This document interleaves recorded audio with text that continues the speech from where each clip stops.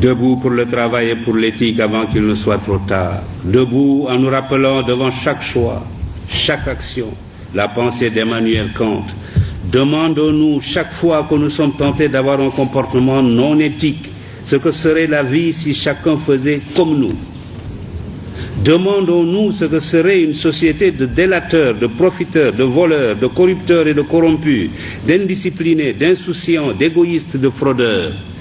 La liste est longue, mais la réponse est une, ce serait une société vouée à l'échec et peut-être à la déchéance et à la misère matérielle et intellectuelle. Alors, évitons de tels comportements.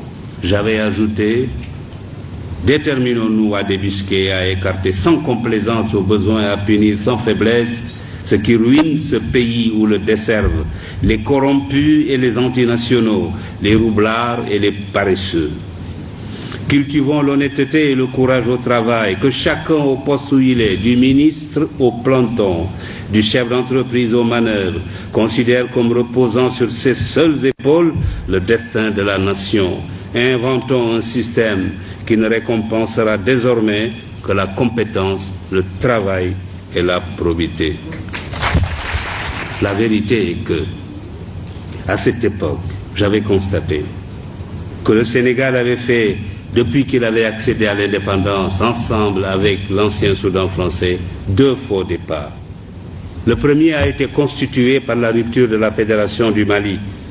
Je regretterai cette rupture toute ma vie, surtout aujourd'hui, où chacun est convaincu que la principale erreur dans ce continent est d'avoir accepté de le diviser en micro-États, livrés face à nos maîtres d'hier à la fatale loi de la division qui amoindrit et affaiblit ce qu'elle divise.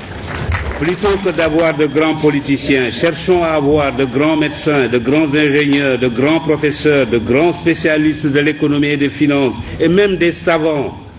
Les pays les plus puissants du monde ne sont pas ceux où la politique est reine. C'est plutôt le contraire.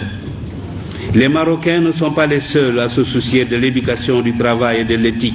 L'Asie du Sud-Est, les organisations internationales et même les pays développés ont décidé de s'engager sur la voie de l'éthique. Des comités et des commissions commencent à se dresser un peu partout comme des sentinelles de la vigilance morale sur les routes de la recherche scientifique et technologique, de la gouvernance, de l'entreprise, du négoce, du sport et de toutes les activités humaines. Leur mission consiste à informer, éduquer, prévenir, enquêter, proposer des remèdes ou des sanctions aux organes compétents. L'éthique est désormais enseignée dans plusieurs universités, écoles et instituts. Il nous faut participer à ce mouvement. Il faut alors que dans nos institutions, dans nos organes, nos administrations, nos ateliers et nos bureaux, partout, suivre cet exemple. Il faut que triomphe l'éthique au Sénégal.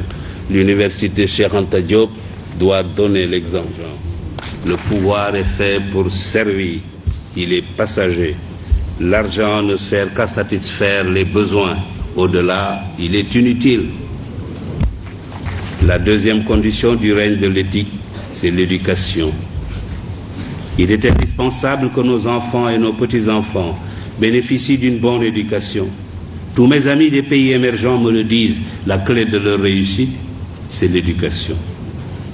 Que nos étudiants entrent à l'université comme on entre dans les ordres ou au Dara, et que les meilleurs soient mis dans les conditions optimales pour devenir des cadres de haut niveau, ou même,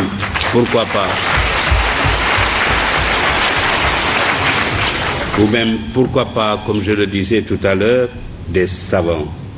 Bien sûr, cela nécessite la réhabilitation de la fonction technique au détriment de la fonction politique.